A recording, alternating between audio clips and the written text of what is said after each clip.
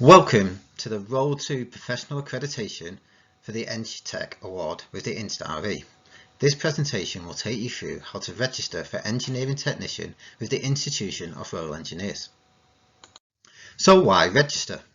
Professional registration underpins the systems and processes that ensure the current and future safeguarding of society. It provides employers, government and society in the UK and overseas with the confidence that professional registered engineers and technicians possess and maintain their knowledge, skills and hold a commitment to meet the engineering and technology needs of today while also catering for the needs of future generations. Registration sets individual professionals apart from engineers and technicians who are not registered. It establishes their proven knowledge, understanding and competence. In particular, registration demonstrates a commitment to professional standards and to the development and enhancing of their technical competence. So by registering for engineering technician is a key commitment to showing your professionalism in a format which is recognised across the world. So who can apply? Anyone who holds a level 3 vocational qualification in engineering or the practical experience equivalent and or has completed their military engineering class 1 trade course can apply for EngTech with the InstRE, no matter what their rank is, serving or retired. Presently, the Corps of Royal Engineers is incentivizing application for EngTech for individuals selected for promotion to corporal who have completed their regular junior commanders course between the dates of the 1st of April 2018 and the 31st of March 2023 under the Engineering Professional Recognition Award with a sum of £3,000 for successful applications. You can find out more information on this scheme from your Unit Assistant RCMO. So what am I being assessed against? The Engineering Council has 5 generic areas of competence and commitment for all registrants, broadly covering knowledge and understanding of engineering, design and development of processes, systems, services and products, responsibility, management and leadership experience, communication and interpersonal skills, professional commitment. On completion of your application, you will also commit to the Engineering Council's Code of Conduct, which can be found in the UK spec. This will be shown at the end of the presentation. So how to apply? Applications are held on the InstRE website under the section of applying for registration. The application form holds advice on how to fill in the application. I would also advise downloading a copy of the UK spec from the Engineering Council's website for the awards criteria. The application form is broken down into 8 sections. 6 are filled out by you, the applicant, and 2 are for the registration team. Part 1 is your personal details. Part 2 outlines the documents you are attached to this application. Part 3, your applicant's certificate. Part 4A, your career sheet and evidence of experience. Part 4B, your future development plan as required by the Engineering Council. Part 5, your ethical working statement. Part 6 is your sponsor certificate. And as already stated, Part 7 and 8 are for the assessors who are marking your application.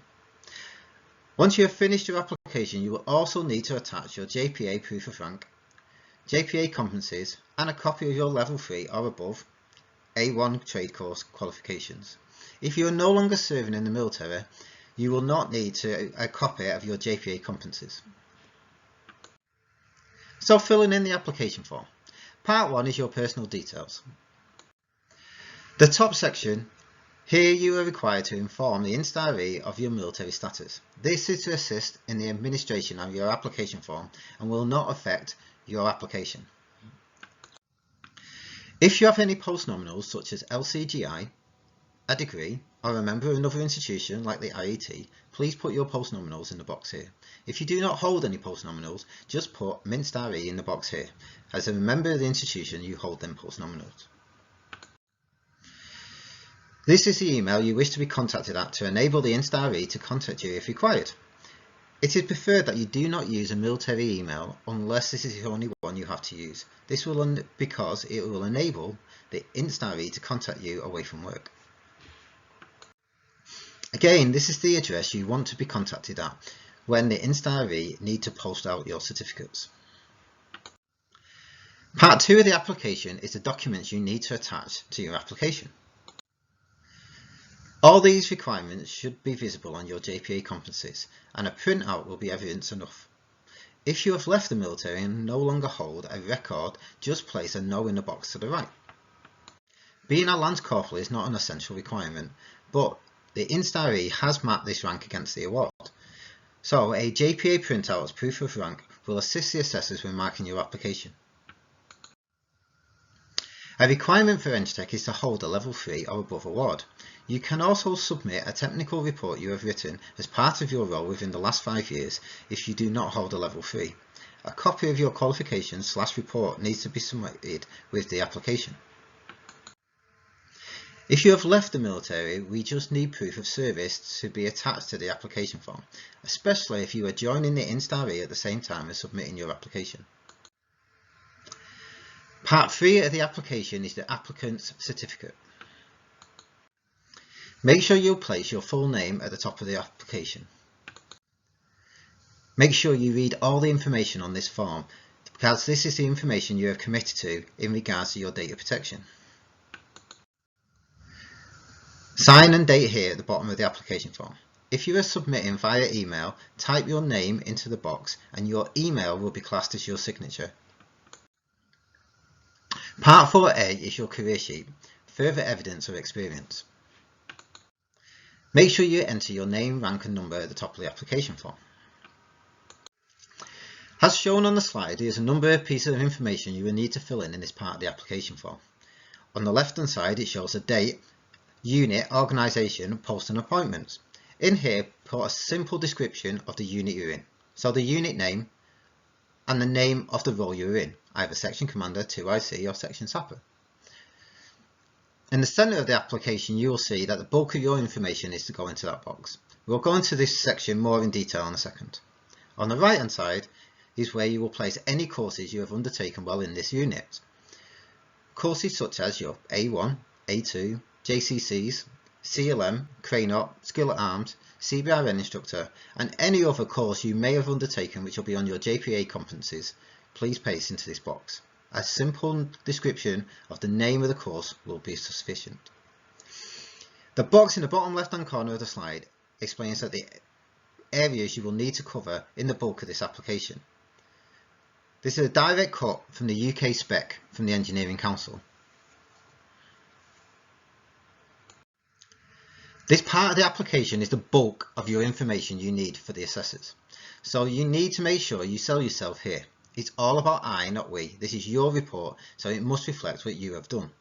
Start in your present role and work backwards. The last 5 years are the most important. Everything after that is background and contact information for the assessors to review your career. Please do as go far back in your career as you can, as a small bit of past experience may hit an Engineering Council requirement and mean we do not have to return the form for you for more information. Go into detail on what engineering you have done.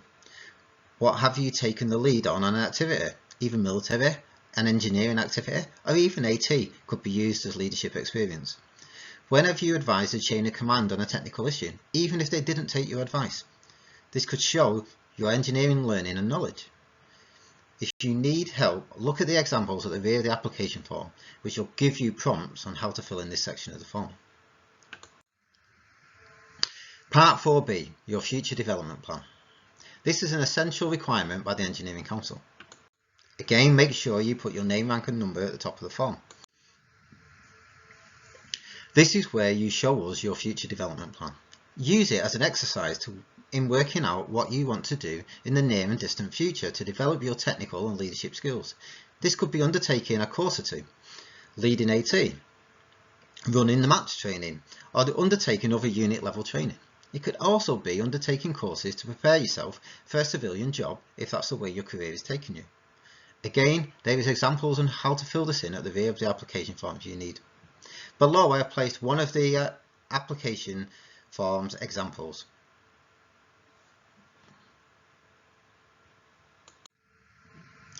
Part 5, Ethical Working Statement. This is where you will show us how you as a professional are working ethically. Make sure you place your name, rank and number at the top of the application form. This is where you will show your commitment to professionalism and ethical standards. So, have you ever had to stand up to authority to protect your workforce? What about PPE? Have you ever had to get more PPE for your team when on a task?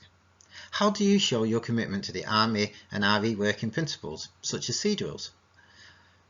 It's best practice to show more than one example. This will allow you to hit this criteria. I have put a number of examples from the rear of the application form here for you to look over. Take a second before we move on to have a read of the examples.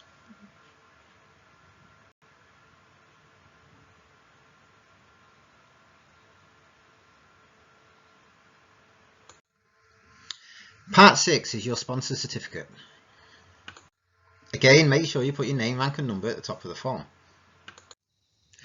Your sponsor does not have to write anything in this box, but they are strongly encouraged to do so, as it may make the difference between approval or not by the board if evidence is missing. Experience has shown that a strong and positive statement by your sponsor can add real value and help fill in the gaps of competence.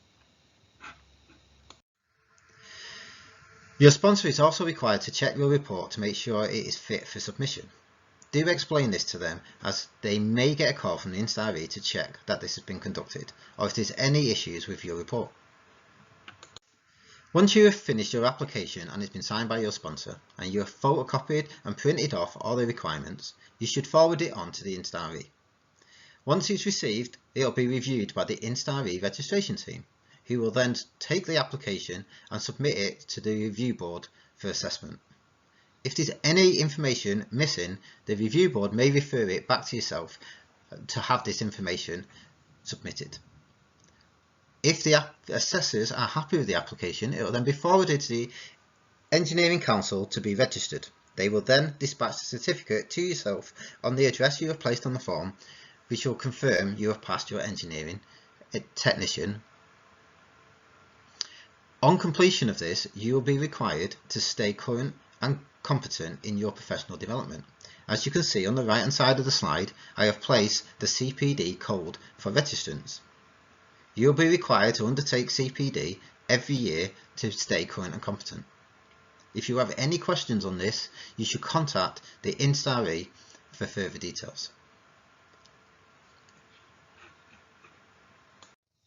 Once you have filled in your application form, photocopied your certificate and filled in the sponsor form and completed your direct debit, you have to return the registration form to the InstRE. This should be done in hard copy to the address shown on the screen and an electrical copy forwarded to admin@instre.org.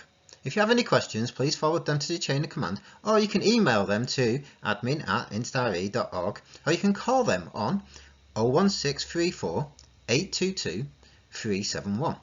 Now, we hope this presentation has helped you with your application, and we wish you all the best of luck.